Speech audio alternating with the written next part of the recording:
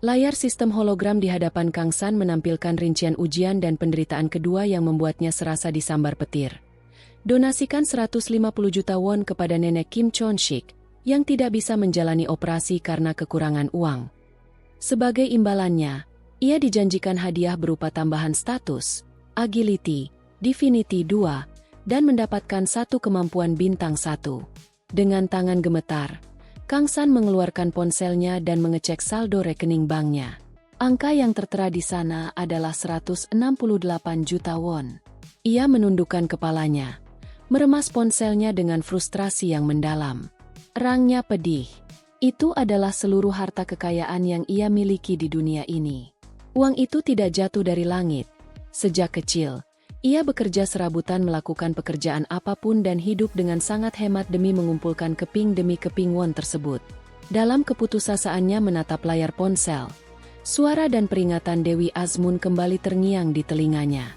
Sang Dewi pernah berkata bahwa jika ia berhasil menghapus karma masa lalunya, ia bisa menjalani kehidupan yang ia dambakan. Tetapi begitu ia melangkah di jalur seorang hunter, tidak akan ada jalan kembali. Terlebih lagi, sistem memberikan penalti yang mengerikan jika ia menolak misi. Tidak hanya semua kekuatannya akan ditarik, tetapi ia akan dikutuk menjadi manusia vegetatif seumur hidup tanpa bisa mengakhiri penderitaannya sendiri. Kang San jatuh berlutut, memegangi kepalanya yang pusing. Tapi ini terlalu berat, jeritnya dalam hati.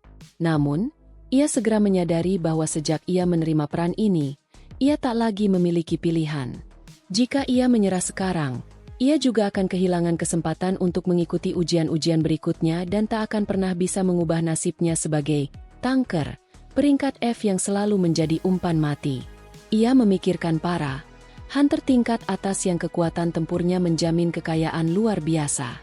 Jika ia bisa bertahan, menyelesaikan misi ini, dan mengembangkan kemampuannya, mencari 150 juta won di masa depan seharusnya menjadi hal yang mudah. Mendapatkan tambahan satu kemampuan lagi bukanlah kesepakatan yang buruk. Rasionalkan Kang San pada dirinya sendiri. Dengan raut wajah yang kini berubah mantap dan penuh tekad, Kang San menatap layar ponselnya. Aku pasti akan mendapatkan hadiah itu, Azmun. Gumamnya penuh ambisi. Ia menekan tombol transfer, menyerahkan hampir seluruh harta tabungan seumur hidupnya. Sesaat kemudian, notifikasi sistem yang melegakan muncul. Kamu telah melewati ujian dan penderitaan kedua. Hadiah yang dijanjikan akan diberikan. Di sebuah fasilitas pengujian resmi, seorang staf administrasi memanggil peserta ujian bernomor urut 31 hingga 40 untuk mengikutinya. Para peserta, termasuk Kang San, digiring menuju ruang pelatihan khusus. Seorang penguji senior dengan wajah garang dan bekas luka memberikan pengarahan dengan nada tegas. Sekarang, kita akan melanjutkan ke tes bakat dasar, ucap sang penguji.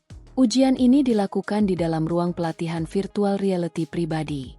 Para peserta akan masuk ke dalam ruang simulasi dan mengendalikan karakter virtual untuk menyelesaikan tugas yang diberikan berdasarkan posisi tempur mereka.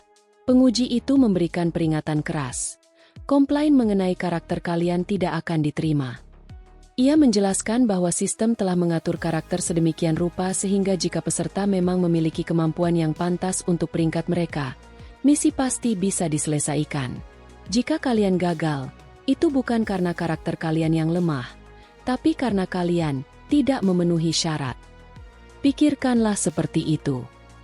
Tiba giliran peserta nomor urut 38, Kang San, pelamar untuk posisi tanker. Berbeda dengan peserta lain yang mungkin tegang, Kang San melangkah masuk ke dalam ruang POD VR dengan langkah yang sangat percaya diri. Begitu sistem VR diaktifkan, layar antarmuka memunculkan misi untuknya. Hentikan serangan 4 monster buas dan lindungi sekutumu. Pertempuran akan berlangsung sekitar 5 menit. Sesuai permintaannya, sistem melengkapinya dengan pedang dan perisai standar. Di dalam simulasi ini, status karakter Kang San dikunci mutlak pada angka 30. Dari lorong simulasi yang gelap, 4 monster berwujud serigala buas, mirip dengan yang ia hadapi di Dungeon sebelumnya, mulai berlari beringas ke arahnya. Di luar ruangan, para penguji mengamati layar monitor dengan saksama. Alih-alih takut, Kang San justru tersenyum di balik perisainya. Ia mengingat kembali proses neraka yang baru saja ia lewati. Sebagai hadiah dari ujian Dewi Azmun, status bertarungnya telah ditingkatkan secara permanen. Aku telah melalui berbagai penderitaan hanya untuk menaikkan statusku yang dulu selalu tersendat di angka belasan awal hingga pertengahan. Batin Kang San sambil menggenggam erat gagang pedangnya. Tapi sekarang akhirnya, statusku mencapai angka 30. Berbekal kemampuan bintang 1 barunya, Guardian Shield, serta kemampuan dasar tanker yang sudah mendarah daging dalam dirinya, Kang San memasang kuda-kuda kokoh. Ia tak lagi merasa seperti tanker yang menyedihkan, melainkan seorang tanker sejati yang siap membuktikan kelayakannya di hadapan para penguji. Begitu simulasi dimulai, keempat monster serigala buas itu langsung berlari menerjang ke arah Kang San. Namun, alih-alih panik seperti dulu, Kang San justru tersenyum penuh antisipasi. Aku bisa menguji hadiah baruku di sini, kan? Batinnya. Seekor serigala raksasa melompat dan menerkamnya dengan buas. Dengan sigap, Kang San mengangkat perisainya. Benturan keras terjadi. Tubuh Kang San sempat terdorong mundur beberapa jengkal dan kakinya terseret di lantai besi simulasi, menghasilkan erangan tertahan dari bibirnya. Monster itu menatapnya dengan raut terkejut. Tak menyangka mangsanya bisa menahan serangan seberat itu tanpa terjatuh. Di balik perisainya, Kang San menganalisis situasinya dengan tajam. Status karakter tes ini semuanya diatur di angka 30. Kemampuannya jauh lebih besar daripada tubuh asliku, dan kecepatan reaksinya juga lebih cepat, pikirnya. Ia mendorong perisainya kuat-kuat, menghempaskan monster raksasa itu ke belakang. Dengan sorot mata tajam dan penuh percaya diri, ia menyadari satu hal yang menggembirakan. Dengan kata lain, dibandingkan dengan diriku yang dulu, aku sekarang lebih kuat. Sementara itu, di ruang observasi, 2 orang penguji, seorang pria parubaya dengan luka gores di wajahnya dan seorang wanita berambut merah muda, mengawasi jalannya ujian melalui layar monitor. Sang penguji wanita tampak terkesima melihat ketangkasan Kang San. Ketikan jarinya menari di atas keyboard hologram sambil bergumam takjub. Meskipun dia hanya seorang tanker peringkat F, kemampuannya dalam menangani situasi sangat luar biasa. Di antara semua pelamar sejauh ini, dia yang paling menonjol. Matanya tak lepas dari layar saat Kang San dengan lincah menghindari dan menangkis serangan demi serangan. Jika dia memiliki tingkat keterampilan seperti ini, mungkin saja. Namun, ujian sesungguhnya baru saja dimulai. Di tengah pertarungan sengit itu, salah satu monster serigala tiba-tiba mengabaikan Kang San. Monster itu menggeram dan melesat cepat melewatinya, berlari lurus ke arah garis belakang. Sang penguji wanita mengerutkan kening. Raut wajahnya berubah tegang. Sial, salah satu monster menuju ke arah sekutu. Keluhnya. Ia mengingatkan kembali esensi dari ujian ini. Tujuannya adalah untuk melihat seberapa baik pelamar memenuhi peran posisinya. Sangat penting bagi seorang tanker untuk tidak melupakan setting bahwa ada sekutu di garis belakang yang harus dilindungi. Apa dia tidak menyadarinya? Tanyanya cemas, mengira Kang San telah melakukan kesalahan fatal. Namun, Kang San sama sekali tidak lengah. Tepat saat monster itu mencoba kabur ke belakang, Kang San mengaktifkan skill bintang 1 yang baru saja ia peroleh dari Dewi Azmun, Guardian Shield. Seketika, gelombang energi magis memancar dari tubuh Kang San. Efek dari keahlian ini berubah-ubah tergantung pada posisi penggunanya, dan khusus untuk kelas seorang tanker, skill ini berfungsi untuk menyebarkan aggro, secara paksa menarik perhatian dan niat membunuh musuh ke arah dirinya. Serigala yang tadinya berlari menuju garis belakang itu langsung mengerem mendadak.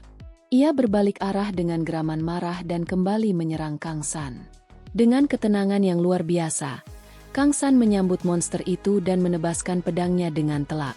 Di ruang observasi, kedua penguji itu membelalakan mata, terkejut bukan main melihat penggunaan skill tingkat tinggi yang dieksekusi dengan sangat sempurna oleh pelamar peringkat F tersebut. Sambil terus menahan serangan monster-monster itu, Kang San merenungkan takdirnya. Azmun, sang dewi misterius itu, memaksa dan menuntut pengorbanan serta pengabdian darinya untuk menebus karma. Dan peran sebagai seorang tanker adalah perwujudan nyata dari pengorbanan itu. Tugas utama tanker adalah melindungi sekutu di garis depan. Mereka adalah posisi pertama yang akan mati jika ada sesuatu yang salah. Karena risikonya yang sangat tinggi, bayaran untuk posisi ini juga sangat fantastis. Jika kemampuan seorang tanker diakui, mereka bisa meraup keuntungan yang cukup untuk menghidupi seluruh perusahaan. Kang San tahu bahwa dulu banyak orang bercita-cita menjadi tanker karena kekayaan tersebut. Namun kini profesi itu dihindari semua orang karena mempertaruhkan nyawa secara langsung. Risiko tinggi dan hasil yang tinggi. Di tengah kepungan 4 monster raksasa, Kang San berdiri tegak dengan perisai dan pedang di tangannya. Senyum puas tersungging di bibirnya. Ia tak lagi merasa menjadi korban nasib yang menyedihkan. Ini sangat cocok untukku. Batinnya penuh keyakinan. Daripada mempertaruhkan nyawaku hanya demi beberapa potong kulit monster recehan. Inilah gayaku. Tepat pada momen heroik tersebut, suara bel peringatan berbunyi nyaring di seluruh ruangan simulasi. Ujian selesai. Sistem menghentikan simulasi. Kang San menahan napasnya yang memburu, masih dalam posisi siaga penuh, menunggu hasil dari penilaian yang akan mengubah hidupnya. Setelah bel tanda ujian berakhir berbunyi, Kang San berdiri sejenak mengatur napasnya. Keringat membasahi dahi dan wajahnya. Dada serta bahunya naik turun dengan ritme cepat. Meskipun kelelahan setelah mengerahkan seluruh fokus dan tenaganya dalam simulasi tempur yang intens tersebut, raut wajahnya kini memancarkan tekad yang tak tergoyahkan. Sambil melangkah keluar dari bilik simulasi virtual reality, pikiran Kang San mulai menyusun langkah strategis untuk masa depannya. Saat ini, hal pertama yang harus kulakukan adalah menaikkan peringkatku. Batinnya penuh kesungguhan. Ia sangat menyadari realitas kejam di dunia hunter. Dengan peringkatku saat ini, sangat sulit untuk bisa berpartisipasi dalam raid tingkat yang lebih tinggi. Padahal, raid tingkat tinggi adalah satu-satunya jalan paling masuk akal untuk mendapatkan material berharga dan uang dalam jumlah besar. Sesuatu yang sangat ia butuhkan.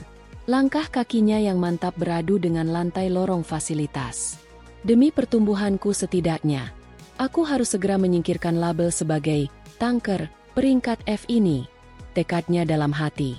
Ia tidak mau lagi dipandang sebelah mata atau dijadikan umpan mati oleh hunter lainnya. Namun, begitu pintu bilik simulasi perlahan terbuka dan Kang San melangkah kembali ke ruang tunggu utama, suasana terasa sangat janggal. Keheningan total secara tiba-tiba menyelimuti ruangan tersebut. Kang San mendongak dan mendapati para pelamar ujian lainnya berdiri mematung. Mata mereka semua terbelalak lebar. Wajah mereka pucat pasi bercampur takjub, menatap lurus ke arah Kang San seolah sedang melihat hantu atau keajaiban yang tak masuk akal.